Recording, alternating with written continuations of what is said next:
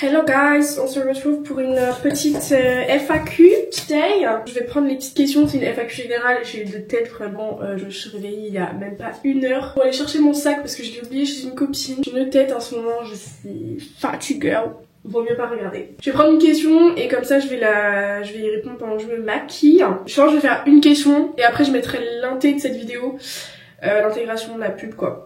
Et quand ça sera bien. Une question qui est revenue hyper souvent et j'ai l'impression d'y répondre tout le temps, c'est est-ce que je compte avoir plusieurs enfants, d'autres enfants, etc.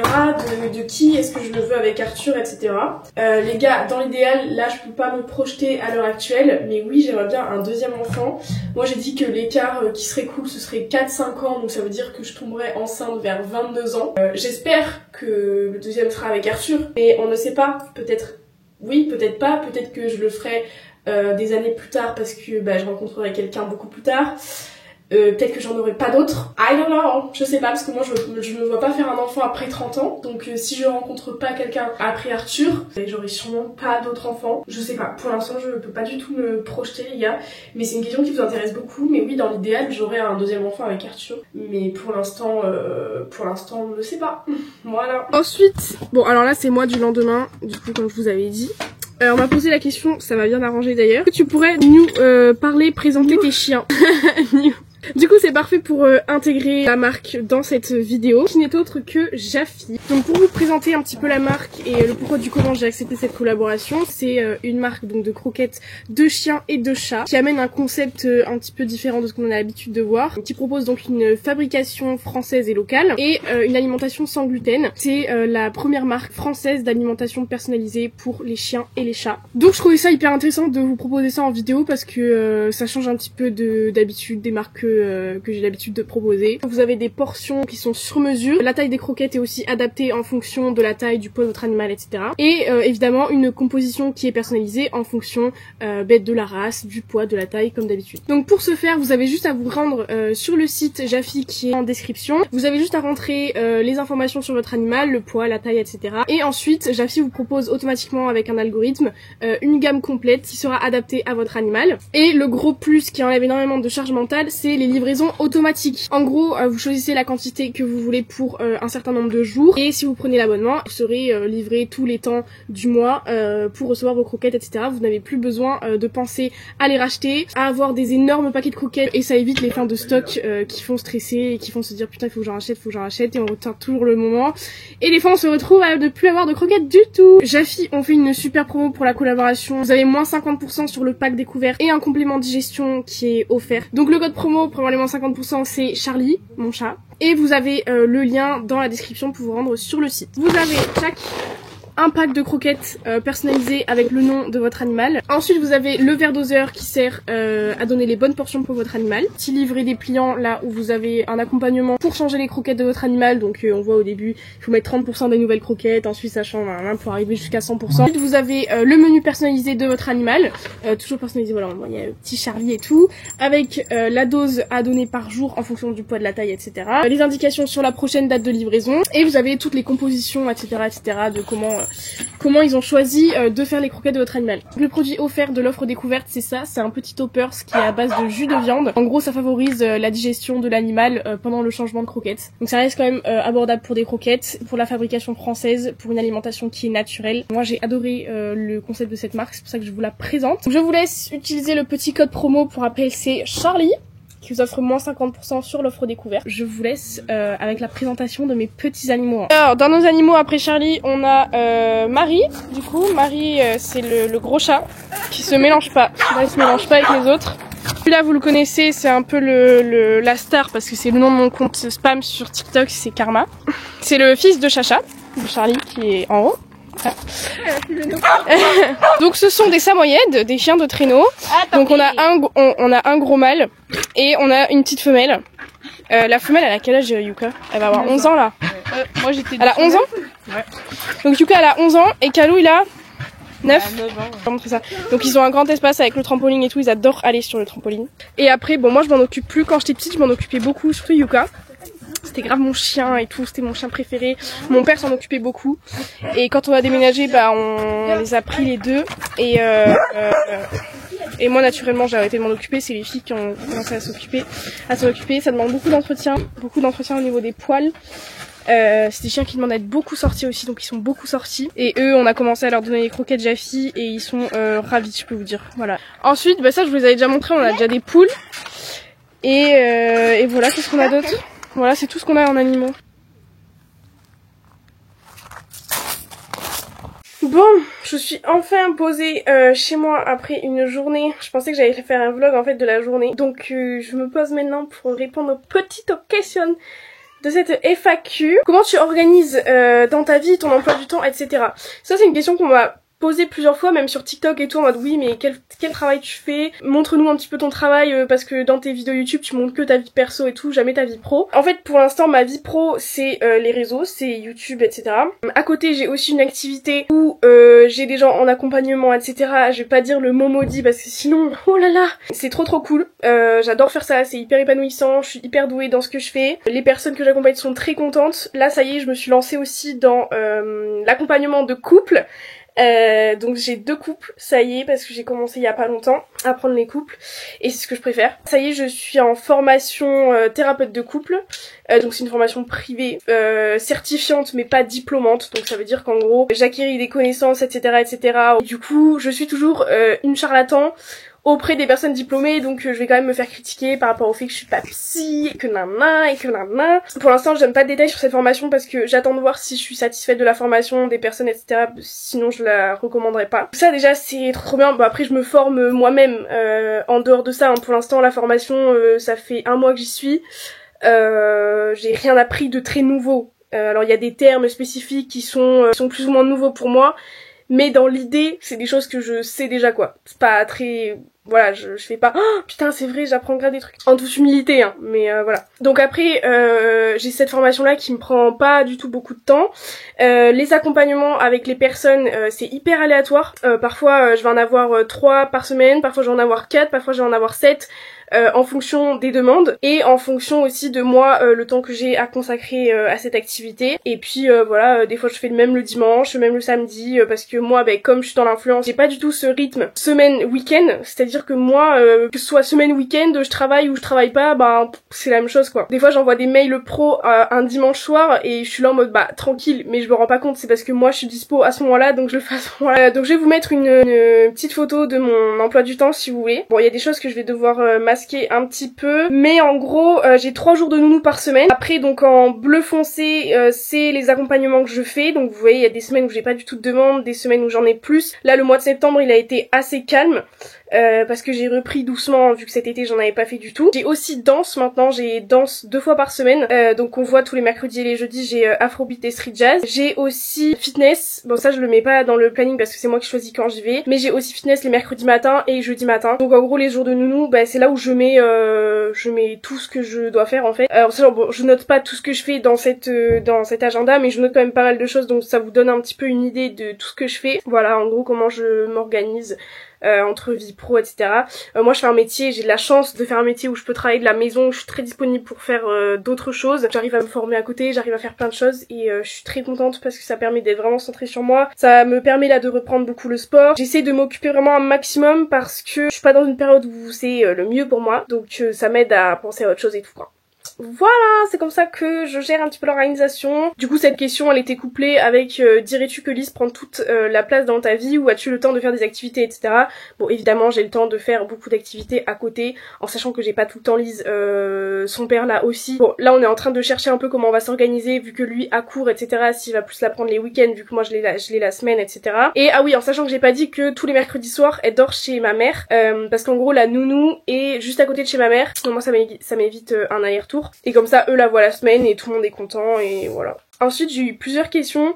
Es-tu heureuse? Et ça va en ce moment, tu as l'impression d'être heureuse? Alors ça, je crois que c'est déjà une question à laquelle j'avais répondu dans une ancienne FAQ, genre soit la première ou la deuxième.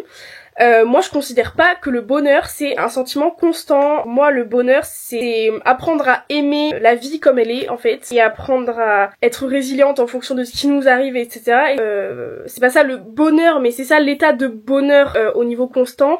Et après oui, il y a des périodes où je suis plus heureuse que d'autres, il y a des périodes où je sécrète beaucoup plus d'ocytocine, beaucoup plus de dopamine, beaucoup plus de sérotonine, et il y a des périodes où j'ai beaucoup plus de vitamine D, donc ça va beaucoup mieux qu'à d'autres moments. En ce moment je suis pas dans une période facile du tout, c'est quand même compliqué, là ça va un petit peu mieux, mais je suis quand même heureuse de vivre. Je suis quand même heureuse d'avoir ma vie, même si c'est très dur et que parfois j'aimerais me dire ce n'est qu'un cauchemar et on change tout ça, surtout depuis ma rupture. Mais sinon à part ça, je suis heureuse. J'aime ma vie, j'aime vivre, j'aime les gens, j'aime l'être humain en général, donc ça me keep dans le droit chemin on va dire. Et voilà, j'ai pas du tout de pensée noire ou quoi que ce soit, même dans les moments les plus bas.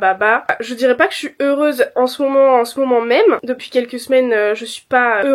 D'ailleurs depuis ma rupture en soi, je suis pas au top de ma forme. Pour moi le bonheur c'est un sujet hyper relatif, subjectif, c'est hyper compliqué pour moi de cerner le bonheur quoi. Et moi j'aime la vie dans ses hauts et ses bas quoi. Donc voilà, je sais pas si ça donne une réponse, mais en tout cas en fait je ne cherche pas à être heureuse, je cherche pas le bonheur constant, je cherche l'évolution, et c'est l'évolution, le travail sur moi, le travail dans la vie en général, l'atteinte de mes objectifs qui fait que je sécrète certaines hormones qui me rendent heureuse, etc. sur le moment, puis après il faut retravailler, puis après ça va repas, puis après ça va bref, vous avez capté, voilà. Ensuite, très bonne question, est-ce qu'il t'arrive de repenser à ton avortement, le regrettes-tu? Alors franchement, pas du tout, mais vraiment pas du tout. Si on me le rappelle pas, je me souviens pas, j'ai pas du tout de traumatisme lié à mon avortement. C'est comme si j'avais jamais avorté en fait. J'ai eu la chance d'avorter dans les 4 jours, je crois qu'il y avait même pas 4 jours, je crois il y avait genre 2-3 jours max entre le temps où j'ai su que j'étais enceinte et le temps où j'ai avorté. Du coup ça m'a pas trop laissé le temps de mal vivre en fait cet avortement, et dans tous les cas j'étais sûre de mon choix, j'ai pas douté une seule seconde, etc. Ça n'a pas été douloureux, j'ai pas du tout culpabilisé ou quoi que ce soit, donc non, j'ai pas du tout mon avortement en tête, pas du tout.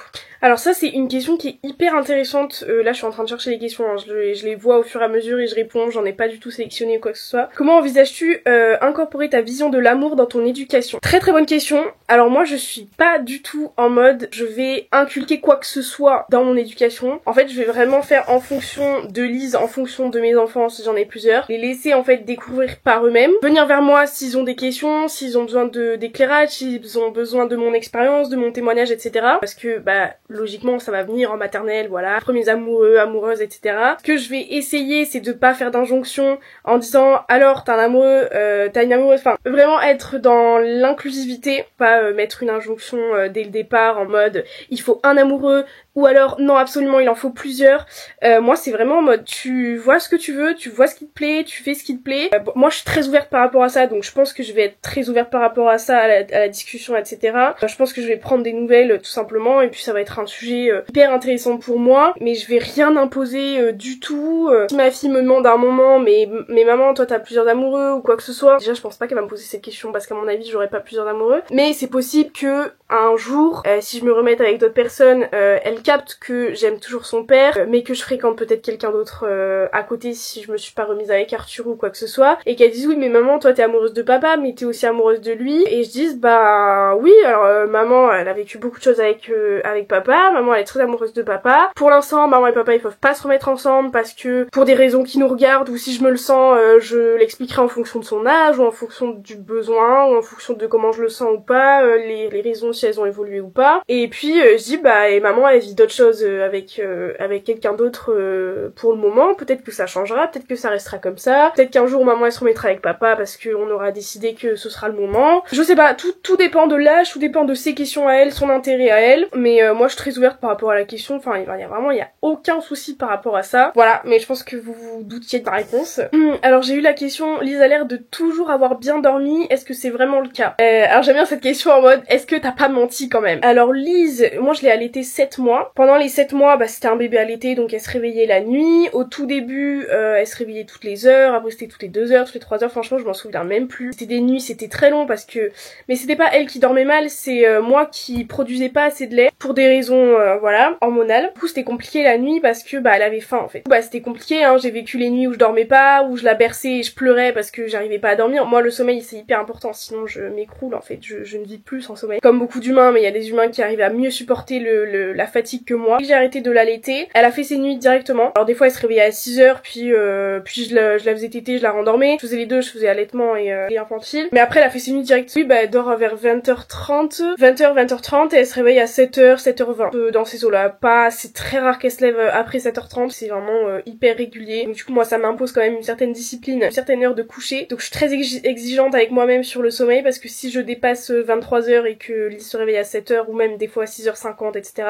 je le vis très mal. Mais sinon elle dort bien, elle se réveille pas la nuit. Nous on a fait l'endormissement autonome, j'avais déjà fait une vidéo TikTok là-dessus, donc ça a beaucoup aidé, ça c'est sûr et certain. Elle s'endort toute seule, je la pose, bam, bisous, et hop elle s'endort toute seule. Des fois elle met 10 minutes, elle parle un peu, elle joue et tout, mais en tout cas elle s'endort toute seule, donc ça franchement rien à dire. À chaque fois qu'il y a des invités et tout, ils sont choqués, à chaque fois que je suis en live et que je pose Lise au dodo, les gens sont choqués en mode t'as pas besoin de la bercer, t'as pas besoin de l'allaiter, t'as pas besoin de faire quoi que ce soit, de lui lire une histoire et tout, non. C'est poser dodo, elle s'endort toute seule, et c'est très bien comme ça. Alors pareil, une question intéressante, est-ce que le changement entre vivre chez tes parents et avoir ton propre appartement a été dur? Alors je dirais que au début c'était pas... Franchement non, ça n'a pas été dur parce que ça allait tellement mal avec ma famille, avec ma mère en particulier, que prendre mon appart ça m'a fait le plus grand bien. Ensuite j'ai beaucoup moins de surface que la maison ici, là je suis chez mes parents, donc j'ai beaucoup moins de ménage à faire, et surtout j'ai mon ménage à faire, j'ai pas le ménage de tout le monde, j'ai pas les machines à laver de tout le monde, j'ai pas l'aspirateur à faire tout le temps pour tout le monde. Enfin je passe autant l'aspirateur qu'ici chez moi parce que Lise en fout partout quand elle mange, mais je veux dire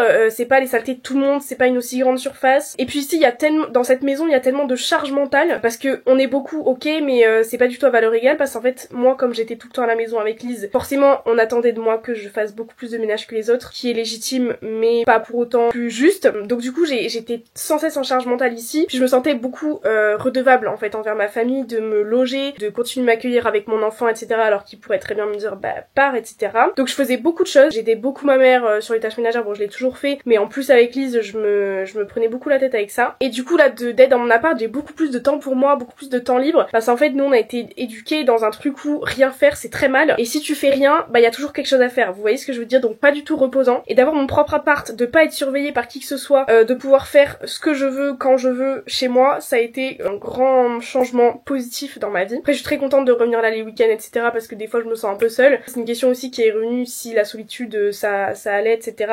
Ça va, je vois ma famille assez souvent en fait, les matins quand je dépose Lise chez la nounou, comme elle habite 2 minutes de chez mes parents, bah je passe ici. Si j'ai envie de me prendre une douche, parce que chez moi j'ai pas de pression pour faire mes shampoings et tout, c'est trop chiant, donc des fois je viens ici, je peux prendre ma douche et puis je passe voir ma mère, je dépose du linge, enfin je fais ce que j'ai envie. Donc je vois assez souvent ma famille quand même, au moins tous les week-ends, mais moi mes semaines passent hyper vite, donc j'ai l'impression de les voir tout le temps. Donc oui, franchement ça m'a fait le plus grand bien d'habiter seule. Puis j'ai toujours été hyper autonome. Le plus dur ça a été la nourriture, ça je vous en avais déjà parlé, mais là j'ai commencé à vraiment faire de la vraie cuisine entre guillemets, parce qu'il faut que je le fasse pour moi, pour bien me traiter moi, etc. Non pas que je mangeais pas, mais je cuisinais pas quoi. Enfin je faisais des trucs en mode je mangeais un truc par-ci par-là. C'était assez équilibré, mais c'était pas un vrai repas, un vrai plat cuisiné. Donc là je me force un peu, mais voilà, sinon non, j'adore vivre seule franchement. Depuis j'ai la voiture encore plus, c'est vraiment alléluia quoi. Alors ça c'est une question qui m'a fait un peu rire. Est-ce que tu te considères comme charo? Franchement non. Et il y en a qui vont dire et je vous jure que je me considère pas du tout comme charo, parce que pour moi il y a pas du tout en mode ce truc du chiffre, en mode il faut que j'enchaîne les personnes, etc., avec qui je relationne. D'ailleurs en ce moment je ne relationne plus avec des gens.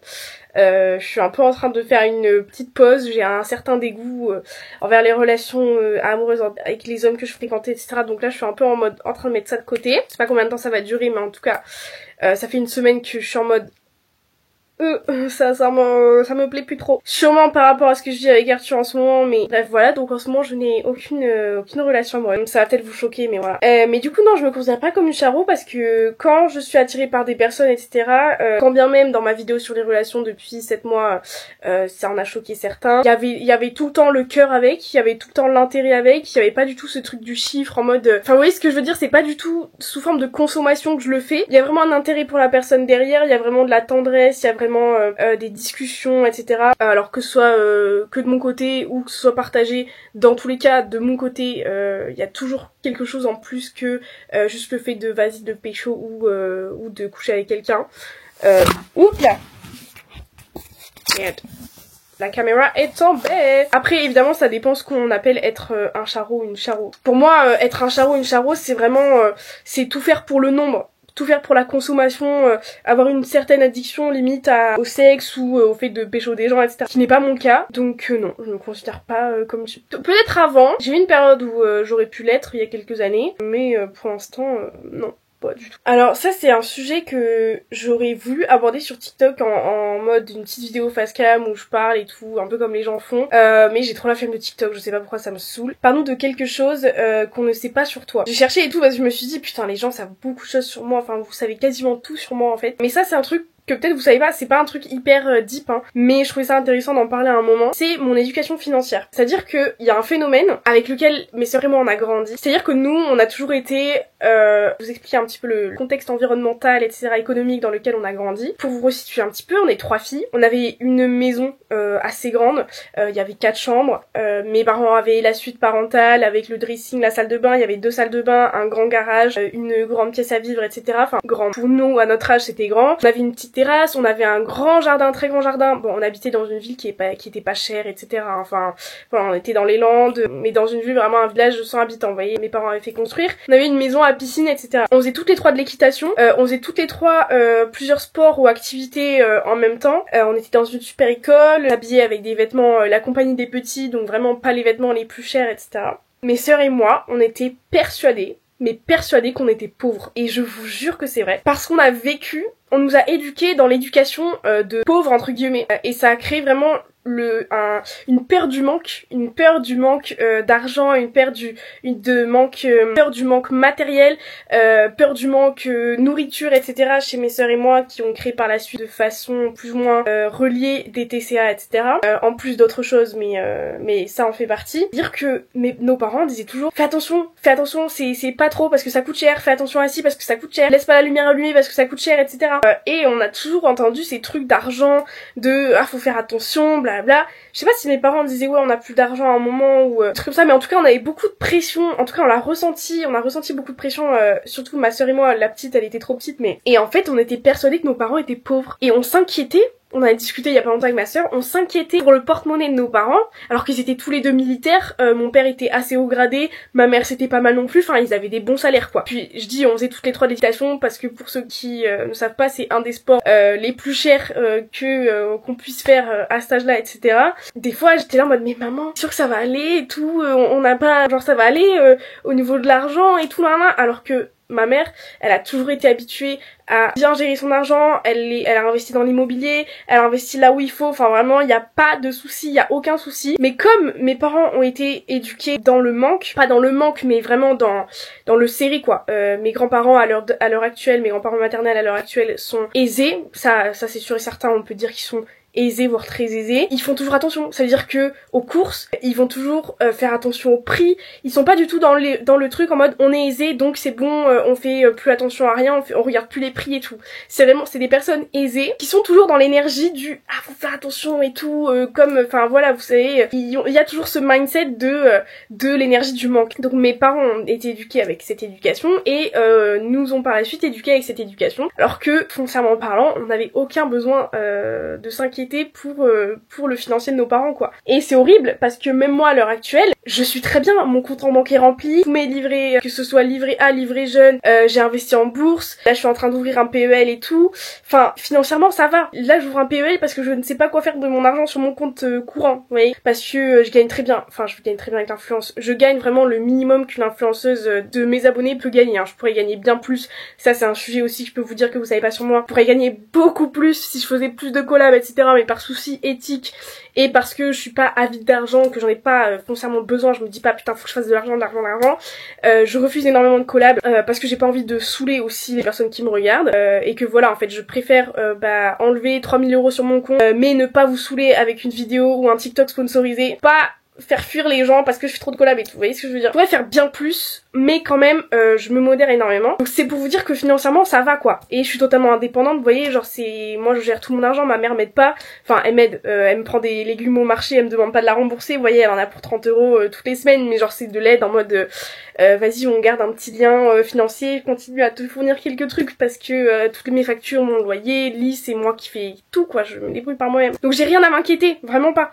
Mais je suis toujours un rat quoi. je suis toujours dans la seconde main. Bon, ça c'est aussi par souci éthique, etc. Mais même par souci financier, je me vois pas dépenser 30 balles dans une chemise, dans un pull, dans un pantalon. Genre c'est hors de question pour moi parce que j'ai toujours ce truc de peur de manquer, de peur de... Vous voyez, on sait pas ce qui peut arriver, genre... Et je suis... Ça, je le travaille, hein, et ça va beaucoup mieux parce que l'argent, quand on est surtout dans la spiritualité et tout, on dit souvent que l'argent, faut le voir vraiment comme un flux qu'on donne, qui revient, etc. Mais moi, je priorise beaucoup mon argent, c'est-à-dire j'ai aucun mal à donner mon argent pour un service rendu à une amie, par exemple. Là, j'ai une copine qui m'a gardé Lise 2 heures, je vais lui donner 40 € parce que ça me fait plaisir et parce qu'elle l'a fait de bon cœur et parce qu'elle s'en est trop bien occupée, etc. C'est ma copine, quoi. Mais par contre, je vais jamais dépenser 40 € dans un manteau, alors qu'il me fallait un manteau pour cet hiver, vous voyez. Mais jamais de la vie. J'ai acheté sur le Bon Coin un manteau qui était neuf, que j'ai cherché, j'ai mis 1 heure à chercher lequel je voulais, et j'ai trouvé comme ça. Mais parce que j'ai une priorité dans mon argent, je fais pas n'importe quoi et tout, et j'ai travaillé là-dessus dans le fait de let the flow, dans le sens où l'argent je le donne, je le reprends, mais d'une bonne manière, c'est pas dans les choses matérielles. J'ai aucun mal à donner de l'argent à des copines qui m'ont rendu un service, j'ai aucun mal à donner de l'argent pour passer un bon moment avec des copains, s'il faut acheter des trucs à manger, s'il faut acheter des trucs pour l'appart d'une copine qui vient d'emménager ou quoi.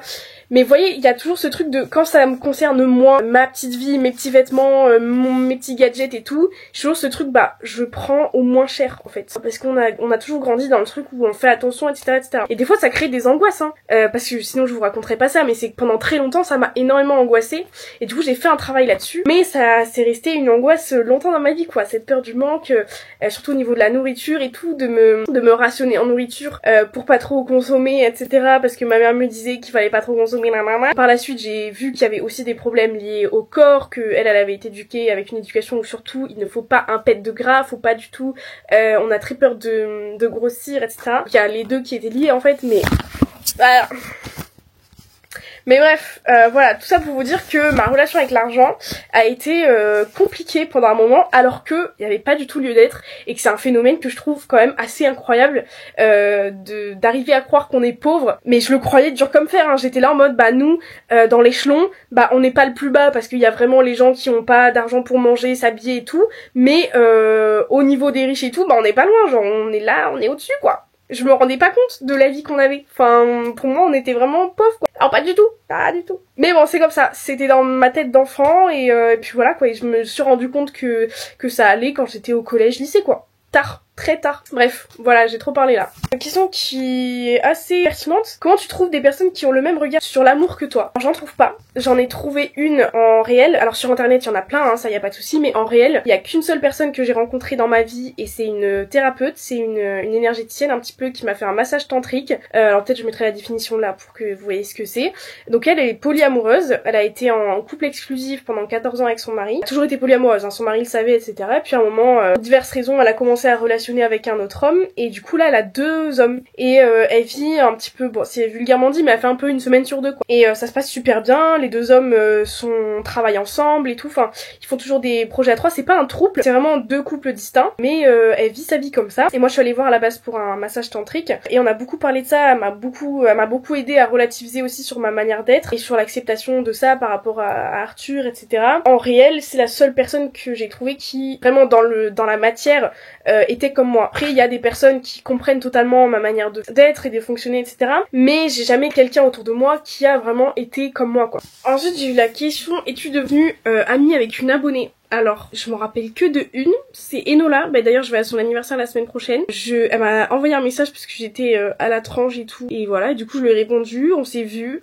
Et depuis, on est devenues hyper copines. Et tellement le monde est petit, elle a eu une relation amoureuse avec mon demi-frère. Mon demi-frère dont je ne parle jamais, avec qui je ne m'entends pas du tout. Elle a eu une relation avec lui après qu'on se soit connus. Enfin, et on était là en mode, mais attends, mais le monde est tellement petit, genre comment c'est possible? Parce qu'elle savait pas du tout que c'était mon demi-frère. Et on était en mode, mais what the fuck, c'est trop drôle. Alors qu'on venait à peine de se connaître, quoi. Trop drôle. Mais du coup, ouais, on est devenus hyper copines, et en plus cet événement-là nous a grave rapprochés, quoi, parce que c'est un peu mindfuck, genre on n'habite pas du tout au même endroit, enfin il y avait rien qui pouvait laisser à prétendre que voilà, quoi. Quand je dis demi-frère, c'est le fils de mon père, hein. C'est vraiment en mode les liens du sang, c'est pas mes beaux-frères, les fils de mon beau-père que je vois toujours, que je considère comme mes refs, mais vraiment mon vrai demi-frère, quoi. Donc on était choqués, mais c'était super drôle. Donc voilà, oui.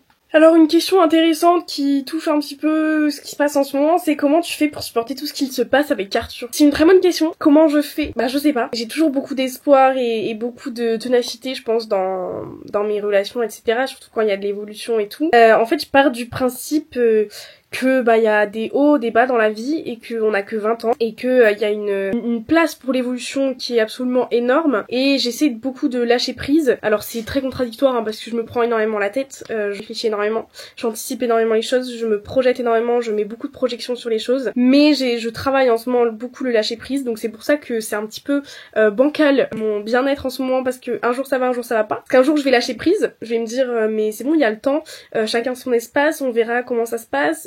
S'il y a une évolution et tout, pour l'instant je fais ma vie, on se construit, etc. Parce qu'il y a plus dramatique, enfin on est encore en bon terme, etc. Même s'il y a pas mal de soucis quand même. Et puis il y a des jours où je vais être là, mais putain c'est pas possible, genre je veux me remettre avec lui, mais c'est pas possible parce qu'on fonctionne trop différemment, puis c'est ma faute ou c'est sa faute, et on se remettra jamais ensemble parce que lui il veut pas, parce que moi c'est pas possible, et nanana, et je vais me prendre la tête pendant quelques heures, ça va me niquer une semaine de temps ensuite parce que je vais pas réussir à relativiser, puis après ça va revenir, genre c'est vraiment des cycles. Et en fait voilà, mais il y a jamais un moment où j'abandonne totalement le truc, c'est vraiment lâcher prise et garder espoir en la vie et tout ce qui nous attend en fait, et surtout se placer en tant qu'actrice de sa vie, je pense, et pas en tant que victime. C'est la place qu'on prend de victime ou d'acteur dans notre vie et comment on peut prendre la responsabilité de la vie qu'on se crée, quoi. Toujours avoir conscience qu'on fait des choix, et moi je pense mériter une belle vie parce que je suis une belle personne. Donc voilà comment je fais, bah je vis parce que j'aime la vie, que j'aime l'être humain et que j'aime en fait j'aime la difficulté. Je pense que il y a ça aussi beaucoup qui joue, c'est que j'aime avoir mal, j'aime me sentir mal parce que je sais que le chaos mène à quelque chose de nouveau en fait tout le temps, et ça c'est un concept que j'ai vu sur TikTok, quelqu'un qui en parlait là, c'est l'entropie au niveau physique, le fait que l'univers serait né d'un chaos, etc., et que au niveau physique l'entropie ça soit le chaos qui fasse naître le nouveau en fait, et je trouve que ça s'applique énormément dans la vie humaine, dans les relations humaines. Donc j'essaye beaucoup de faire confiance à ce qui m'attend, me faire confiance à moi parce que je sais ce qui est bon pour moi ou pas. Je relativise sur les choses, enfin non, quand ça va pas je le vis, je vis mon mal, mais après je relativise toujours quoi. Mais voilà, de toute façon pour entre guillemets tout ce qui se passe dans ma vie, bah il faut bien faire des concessions et travailler sur soi quoi. Voilà, bon, je pense que j'ai répondu à pas mal de questions, c'est déjà assez long. Puis après, il y a beaucoup de questions qui reviennent, mais auxquelles j'ai répondu dans ces questions, du coup, genre en mode quel sport tu fais, etc. Bah du coup, je fais de la danse. Dans les questions sur la solitude, les questions sur mes accompagnements, est-ce que j'en fais toujours et tout, bah du coup, vous avez votre réponse. Toujours avec Arthur, vous avez votre réponse et tout. Enfin, c'est vraiment des questions...